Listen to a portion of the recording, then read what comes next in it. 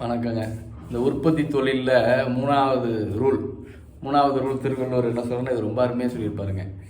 குறட்பா 467 எண்ணி துணிக கருமம் துணிந்த பின் எண்ணுவம் என்பது இழுக்கு. ரொம்ப அருமையாக சொல்லியிருப்பார். அதாவது ஒருவர் தான் தேர்ந்தெடுத்த தொழில் பண்ணோன்னே அதனுடைய செயல்பாடுகள் அதனுடைய எல்லா விஷயங்களையும் பக்காவாக பிளான் பண்ணி அது வரக்கூடிய நம்ம ஏற்கனவே பார்த்தோம் இல்லையா, அந்த ரூட் காசு, இந்த எஃப்எம்ஏ ஃபெயிலியர் மோட எஃபெக்டிவ் அனாலிசிஸ்னு இந்த மாதிரி என்னென்ன இடர்கள் வரும், அதை எப்படி சரி பண்ணணும், அதை சரி பண்ணுறதுக்கான வாய்ப்புகள் எப்படி இருக்குது, என்ன ஏதுன்னு அந்த தொழில் பற்றியான எல்லா விவரங்களையும் ஆழ்ந்து ஆராய்ந்து அதுக்கப்புறம் தான் இம்ப்ளிமெண்டேஷன் ஆரம்பிக்கணும்.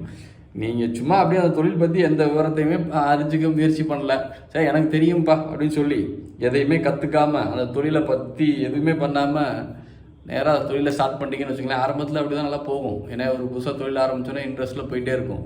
ஆனால் இடையில எங்கேயாவது ஒரு இடத்துல அந்த தொழிலில் ஒரு பிரச்சனை வருது, ஒரு திடீர்னு ஒரு சிக்கல் வருது அப்படின்னா நமக்கு அந்த சிக்கல்லேருந்து எப்படி நம்ம வெளியில் வரணும்னு தெரியாமல் சிக்கிக்கிட்டு சின்னாபின்னமாயிடுவோம். ஒரு பழமொழி சொல்லுவாங்கள்ல, ஆழம் தெரியாமல் காலை விடாதே அப்படின்னு.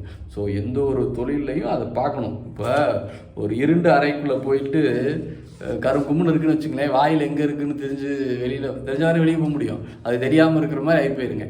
அப்போ ஒரு தொழில் ஆரம்பிக்கணும் அப்படின்னா அந்த தொழிலை பற்றியான முழுமையான அறிவுகள், முழுமையான விஷயங்கள், அதனுடைய எல்லா விஷயங்களையும் தெரிஞ்சு அறிஞ்சு பிளான் பண்ணி திட்டமிட்டு ஒரு நல்லா பர்ஃபெக்டாக நீங்கள் போகிறீங்க அப்படின்னா நமக்கு தெரிஞ்சிடும். ஆமாம், இப்போ ரோட்டில் போகிறோம். ஸோ இப்போ நீங்கள் பழகுன ரோட்டில் வண்டி ஓட்டுற பார்த்தீங்கன்னா இந்த இடத்துல ஸ்பீட் பிரேக் இருக்கும், இங்கே பள்ளம் இருக்கும், மேடு இருக்கும் அப்படின்னு சொல்லி பார்த்து போவோம்.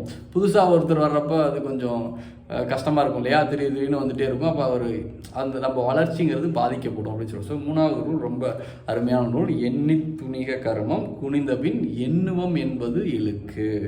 ஸோ எண்ணி துணிக கருமங்கிறது நம்ம தொழில்னு வச்சுக்கலாம். நல்ல பிளானிங் பக்காவாக பண்ணிவிட்டு ஆரம்பி. துணிந்த பின் பார்த்துக்கலாம்ப்பா, ஆரம்பிச்சுட்டு போகிறப்ப ஏதாவது பிரச்சனை வந்தால் பார்த்துக்க மாட்டோம். நிறைய பேர் இப்படி தான் இருப்பாங்க. இப்போ என்னத்தை போய் எல்லா பிரச்சனையெல்லாம் உட்காந்து எழுதிட்டு இருக்கிறேன், போனோம்னா போகிற வழியில் ஏதாவது பிரச்சனை இருந்தால் பார்த்து சரி பண்ணிட்டு போயிடலாம் அப்படின்னு. அப்படியெல்லாம் பண்ணிங்கன்னா மாட்டிப்பீங்கன்னு நான் சொல்லலைங்க, திருவள்ளுவர் சொல்கிறார். குண்டாங்குதிராக மாட்டிப்பீங்க. அப்புறமா தொழிலை விட்டுட்டு போகிற மாதிரி வந்துடும். போகிற போக்குன்னு பார்த்துக்கிறதெல்லாம் பண்ண முடியாது. பக்காவாக பிளான் பண்ணி தொழில் பண்ணுங்கப்பா அப்படின்னு ரொம்ப அழகாக சொல்கிறாருங்க. கேட்டு நடந்துக்கோங்க. நன்றி, வணக்கம், வாழ்க வளம்.